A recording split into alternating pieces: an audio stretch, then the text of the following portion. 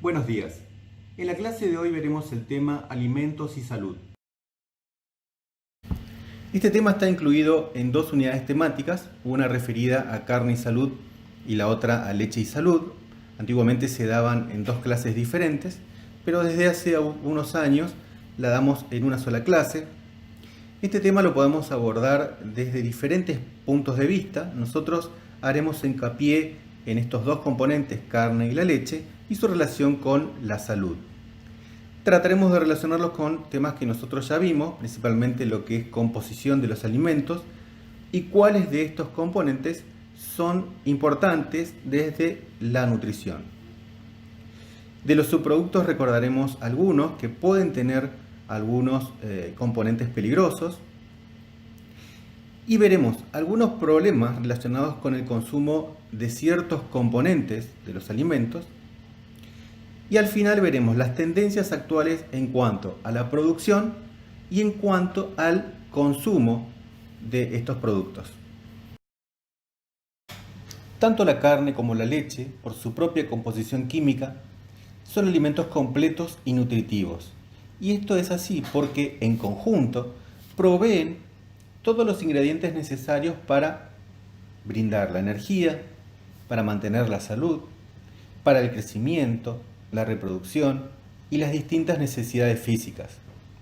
Cuando se cambian estas dietas por dietas de tipo vegetariana o veganas, se hace imprescindible variar los ingredientes de una dieta o puede ser necesario suplementar algunos de los componentes que sí tienen estos productos, por ejemplo la vitamina B12. ¿Cuánto aporta la leche a las necesidades nutricionales de una persona adulta? Eso es lo que vemos en este cuadro, en donde compara la energía, la proteína, 3 minerales como el calcio, el fósforo y el hierro, y 2 vitaminas como la vitamina A y la vitamina C. Y acá lo compara con 1 litro de leche, que recordemos que es mucho más de lo que normalmente se consume por día, pero 1 litro de leche aporta un 22% de energía, 45% de proteínas, gran cantidad, fíjense que es más de lo necesario de calcio y un 100% de fósforo, 6% de hierro, 40% de vitamina A. Acá recordemos que la cantidad, sobre todo de vitamina A y de vitamina D, va a depender si hablamos de leche entera, semidescremada o descremada, porque estas vitaminas liposolubles se pierden con el proceso de descremado. Y un 25% de vitamina C. Entonces, de acuerdo a este cuadro, va a aportar gran cantidad de proteínas, de calcio, de fósforo y de vitamina A. Y va a ser deficiente en hierro, en vitamina C y agrego algo que no está en este cuadro, de fibra dietaria que lo vamos a ver después. Y en el caso de la carne, 100 gramos de carne bovina va a aportar 140 kilocalorías de energía, 20 a 26 gramos de proteínas, 4 a 12 gramos de lípidos, 73 miligramos de colesterol, 1,2 a 2,7 miligramos de hierro y 0 de carbohidratos. Acá hay que hacer la aclaración de que cuando vimos composición de la carne, va a depender de la especie, del tipo de corte, de la región anatómica, pero en líneas generales estos son los números y podemos ver que hay un buen aporte de proteínas, hay un buen aporte de lípidos. La carne aporta algo que le falta a la leche, que es el hierro, y la carne es deficiente en algo que sí tiene la leche, que son los carbohidratos, los azúcares. Recordemos que la leche tenía lactosa, que estaba formada por galactosa y glucosa. En el caso de la carne, tenía como carbohidrato al glucógeno, pero que este glucógeno se pierde durante el proceso de transformación de músculo en carne.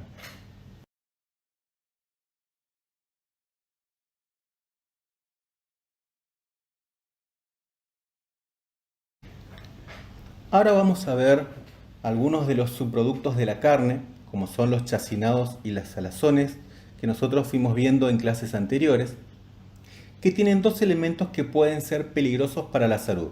Por ejemplo, la sal y los nitratos y nitritos. En el caso de la sal, cuando se consumen en exceso, se relacionan con problemas cardiovasculares o problemas de hipertensión. Por este motivo, el Código Alimentario, en las distintas actualizaciones, ha tratado de disminuir los valores máximos de sodio en los distintos productos. Y ahí vemos, por ejemplo, abajo a la izquierda, un cuadro con un código alimentario viejo, en donde vemos, por ejemplo, para el caso del chorizo, un valor máximo de 950 miligramos por cada 100 gramos de producto.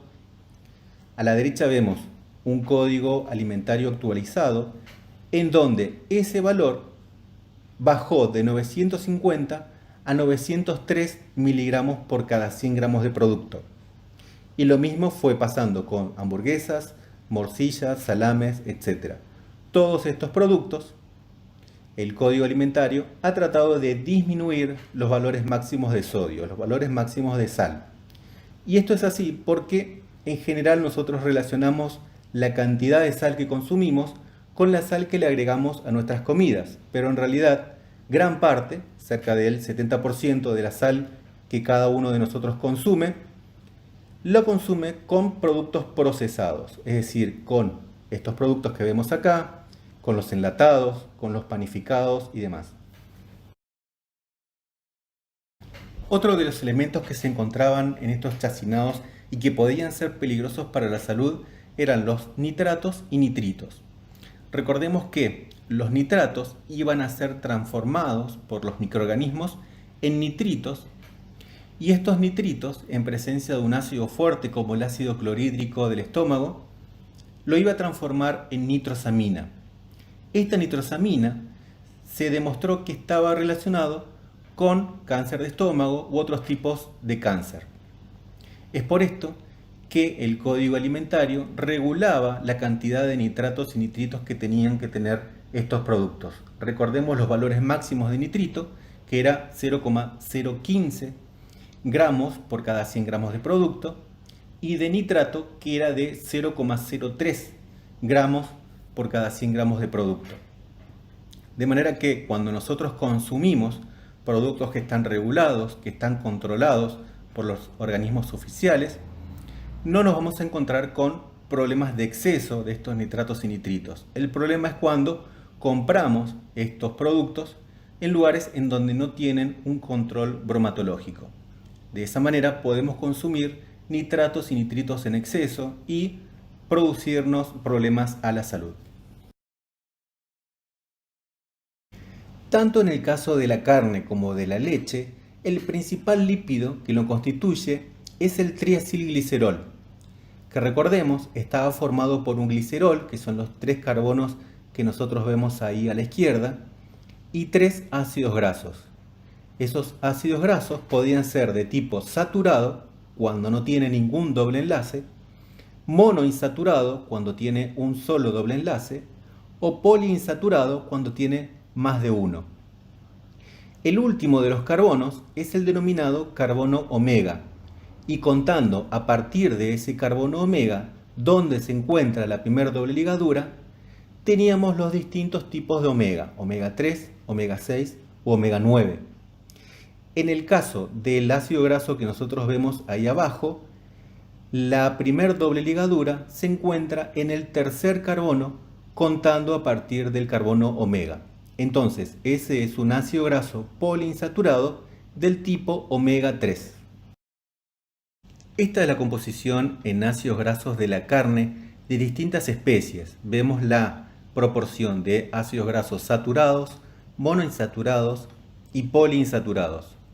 No es importante que se acuerden estos números, pero sí podemos ver, como demuestra el cuadro, que tanto la carne de cerdo como la de aves, y podemos acá también mencionar a la de búfalo, tiene mayor proporción de ácidos grasos poliinsaturados que la especie bovina.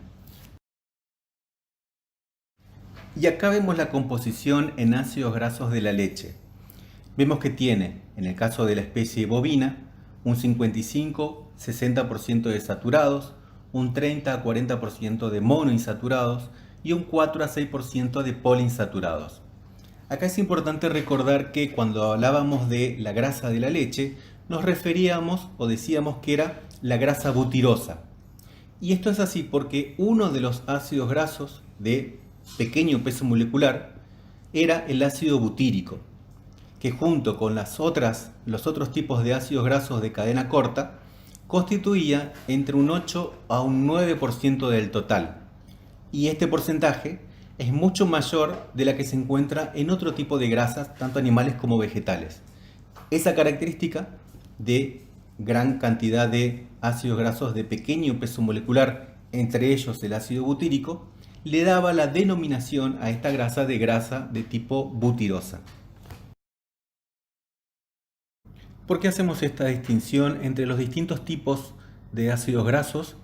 Porque los ácidos grasos de tipo saturados están relacionados con un perjuicio a la salud, de manera que las dietas actualmente tienden a disminuir su consumo. Se los relaciona con propiedades aterogénicas, es decir, la formación de trombos o ateromas, cuando estos ácidos grasos son consumidos en exceso.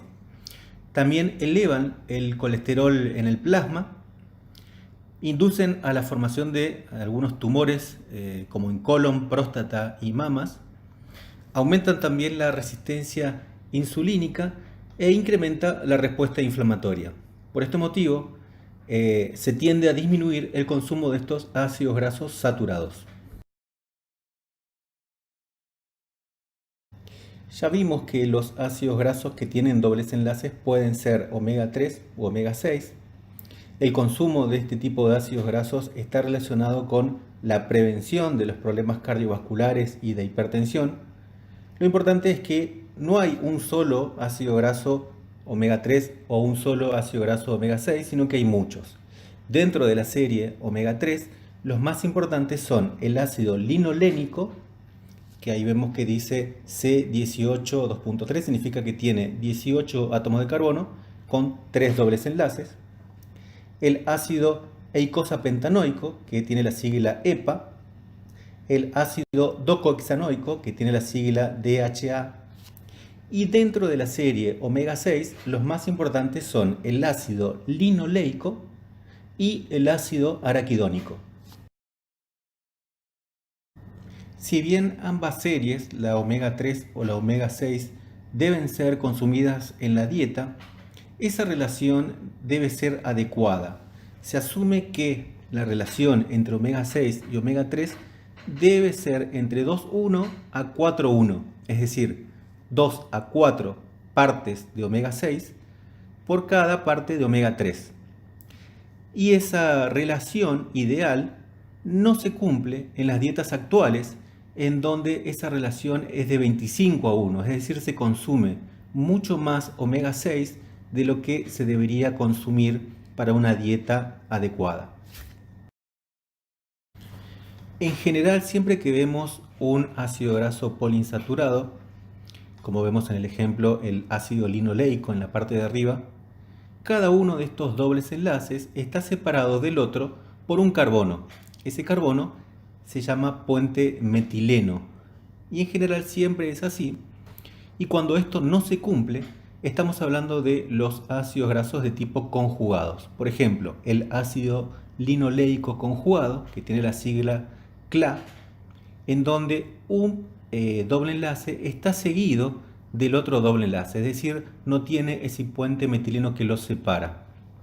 Y estos compuestos, CLA, se pusieron muy de moda en los últimos años porque se cree que tiene propiedades para bajar de peso, para regular el colesterol, para disminuir la respuesta inflamatoria, etc. Si bien todos estos beneficios no están todavía del todo comprobados, se utiliza en la alimentación y se promueve su consumo a través de distintos tipos de alimentos.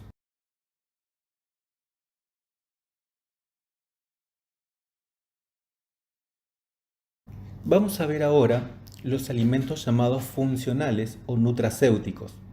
El término nutracéutico proviene de la unión de dos palabras que son nutriente y farmacéutico. Dentro de esta clasificación encontramos a todos aquellos alimentos que tienen alguna propiedad adicional sobre la salud humana. y que ese beneficio supera al que hubiésemos recibido con un alimento clásico. También puede presentar reducción en algún elemento que es considerado como no benéfico para la salud. Entonces, estos alimentos pueden tener algún agregado que aporta un beneficio para la salud o la eliminación de algún compuesto que puede ser considerado como no saludable. Un alimento clásico en donde la industria juega con la incorporación o la eliminación de ciertos componentes es la leche.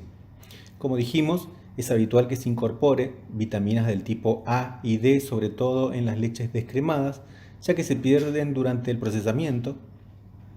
La leche habitualmente tiene todas las vitaminas del complejo B. Ahí vemos en la imagen una leche en donde se le adicionó la vitamina B9. Dentro del complejo B, la vitamina B1, la tiamina, es una vitamina que se puede perder durante el procesamiento térmico. No es común, pero las leches también pueden ser adicionadas con vitamina C. Esta vitamina C se encuentra en poca cantidad en la leche y muchas veces se pierde durante la pasteurización. La función de esta vitamina es prevenir el ataque de los radicales libres, es decir, funciona como un antioxidante. Y otros compuestos que funcionan también como antioxidantes son la vitamina E, el selenio y la vitamina A. La leche es buena fuente de calcio y de fósforo, pero deficiente en hierro, de manera que la industria busca incorporar este mineral para transformarlo en un alimento completo. Si recordamos, en una de las primeras diapositivas, un litro de leche aportaba el 6% del valor diario de este mineral. Fíjense cuando este hierro se incorpora a la leche, cómo una porción, es decir, 200 mililitros, va a aportar el 21% del valor diario que nosotros necesitamos de hierro. Si bien la leche es buena fuente de calcio, en ciertos momentos puede ser necesario la incorporación de mayores cantidades. Sobre todo los adolescentes o los adultos mayores necesitan mayor cantidad de calcio en la dieta. Por eso es habitual encontrar leches con el agregado de este mineral. Dijimos también que la leche era pobre en fibra. Por esto se incorpora este compuesto para producir algunos efectos positivos, como ser mejorar la absorción de nutrientes, favorecer el tránsito gastrointestinal, y la fibra también puede ayudar a reducir el riesgo de algunas enfermedades cardiovasculares. Y acá estamos viendo un ejemplo en donde se le reduce o inclusive se puede eliminar alguno de los componentes de la leche para transformarlo en un alimento de tipo nutracéutico. Eso pasa con la lactosa, que puede ser reducida o eliminada, y esto permite que sea consumida por personas intolerantes a la lactosa. Hay distintos niveles de intolerancia, algunos directamente deben consumir leche o pueden consumir leche deslactosada, y algunos que no tienen niveles tan altos de intolerancia pueden consumir leches reducidas en lactosa. Los ácidos grasos poliinsaturados también pueden ser compuestos que se le agrega a las leches. En el de la izquierda vemos que tiene omega 3, en el de la derecha tiene DHA, que era el ácido docohexanoico. A su vez pueden tener el agregados de otros tipos de compuestos como ser calcio, hierro, el ácido fólico, de manera de producir alimentos específicos para ciertas situaciones. Por ejemplo, personas que tienen problemas de corazón pueden consumir el de la izquierda, o mujeres embarazadas que pueden consumir el de la derecha. El ácido linoleico conjugado también puede ser incorporado a la leche o a otro tipo de subproducto como el queso que vemos en la imagen. Y esta industria llamada Mamá Mecha se caracterizó por producir leches con alto contenido de CLA, pero en forma natural, es decir, no se le incorporaba a la leche, sino que se le cambiaba la alimentación a las vacas lecheras para que produzcan naturalmente leches con alto contenido de ácido linoleico conjugado. Y esto fue realmente una novedad en la industria de los alimentos. Muchas veces es difícil determinar cuándo un alimento pasa a ser funcional. Y eso es porque hay que identificar la relación entre un componente y la salud. Hay que demostrar la eficacia y la única forma de hacer esto es a través de la evidencia científica. Hay que determinar el nivel de ingesta necesario para que el efecto sea el buscado. Y hay que monitorear la eficacia, la ingesta y la inocuidad una vez que ese alimento sale al mercado. El Código Alimentario regula esto y en su artículo 235 prohíbe que en los rótulos o en los anuncios, en la propaganda, se refieran a ese alimento como que tiene propiedades medicinales, terapéuticas o que aconsejen su consumo por razones de estímulo, bienestar o de salud.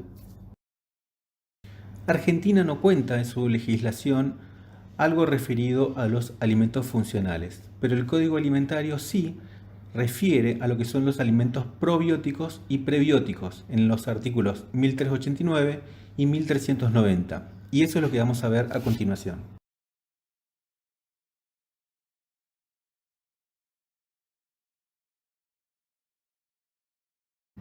Los alimentos probióticos son aquellos que contienen microorganismos vivos, que al ser ingeridos en cantidades suficientes ejercen un efecto positivo en la salud.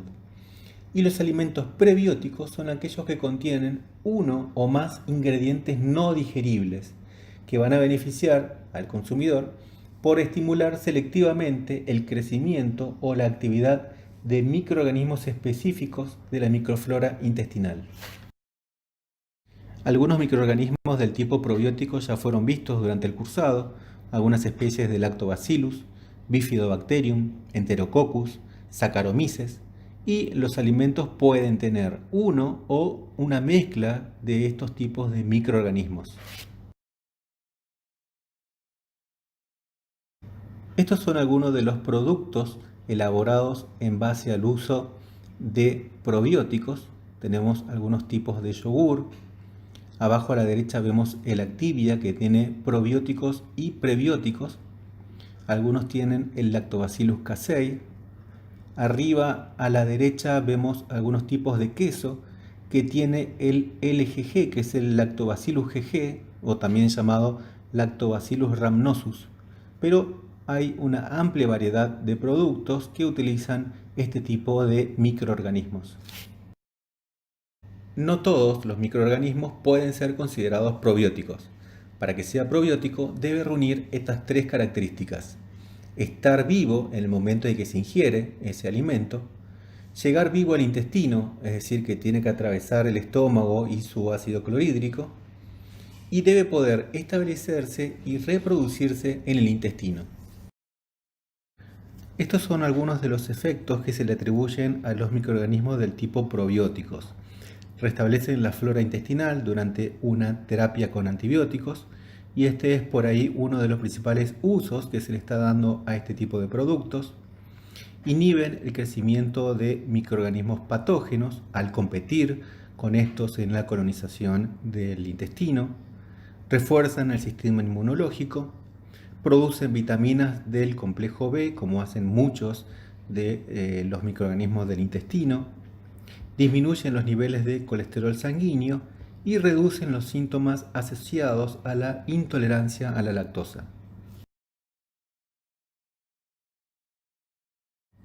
Los prebióticos son compuestos que no se van a digerir en el intestino delgado y que van a beneficiar la actividad y el crecimiento de los microorganismos probióticos.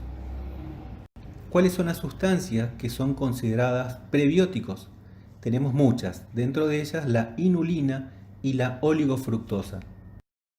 Así como los microorganismos probióticos debían reunir una serie de condiciones para ser consideradas como tales, las sustancias prebióticas también deben resistir a la digestión y a la absorción, es decir, deben llegar intactas al intestino, deben ser fermentables por la flora intestinal y deben promover el desarrollo de los microorganismos probióticos.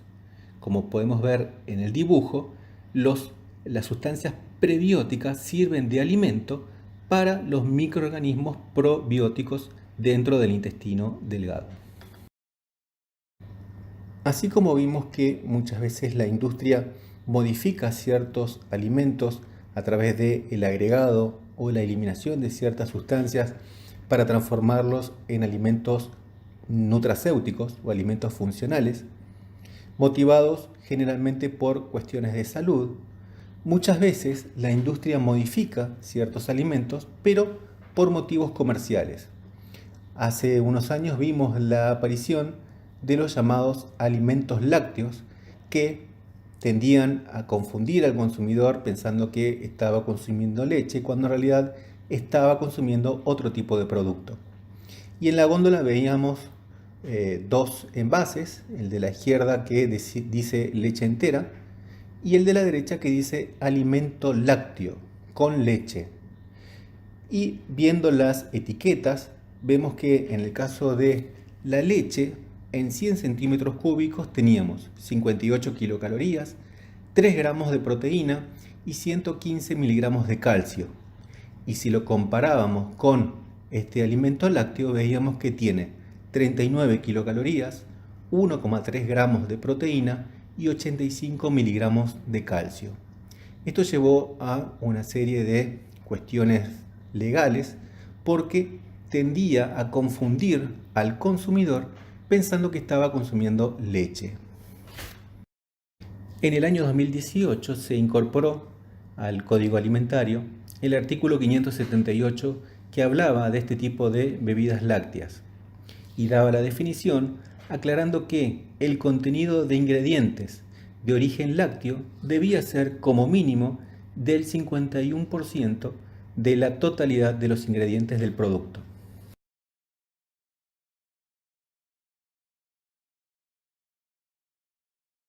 Algunos aspectos relacionados a las tendencias actuales con respecto a la producción de carne y de leche. Entre estas tendencias podemos mencionar a la producción de animales modificados genéticamente. En el año 2010 y 2011, investigadores de la Universidad de San Martín estuvieron trabajando en una vaca modificada genéticamente que le permitía expresar en sus genes y en su leche dos proteínas de origen humano, que son la lactoferrina y la lisozima.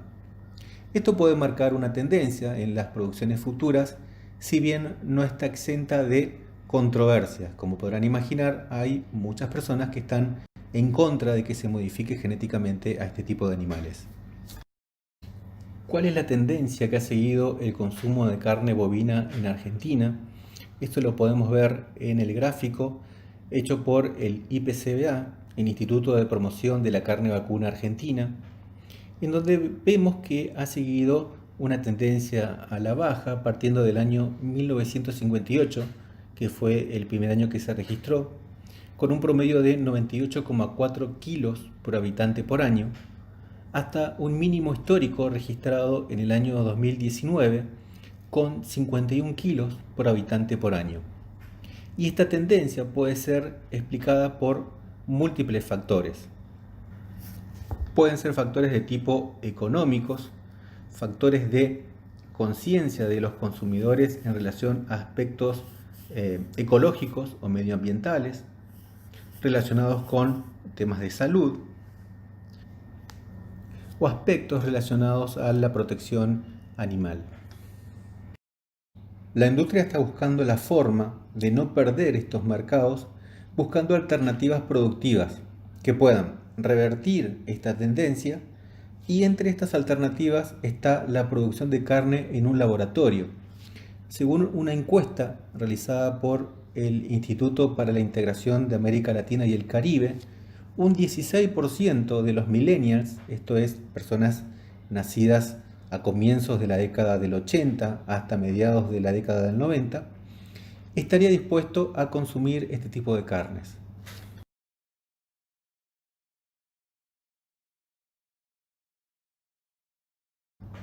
Y Argentina está trabajando en el desarrollo de este tipo de carnes, nada menos que el frigorífico Paladini, junto con investigadores del INTI y de la Universidad Nacional del Litoral. De manera que hay que estar atentos al desarrollo de este tipo de tecnología por las implicancias y los cambios que puede generar en el sector. Uno de los factores también que explican este cambio en los hábitos de consumo, es la creencia de que la carne vacuna puede tener residuos tóxicos. En vistas a este objetivo se creó el Plan CREA, que es el Plan de Coordinación de Residuos e Higiene de los Alimentos, que hay dos Plan CREA, uno animal y uno vegetal, y el objetivo es establecer prioridades en cuanto a cuáles son los residuos químicos, aditivos, toxinas y microorganismos que se van a controlar mediante un programa anual. Los planes de muestreo se aplican tanto a consumo interno como a la exportación y a la importación.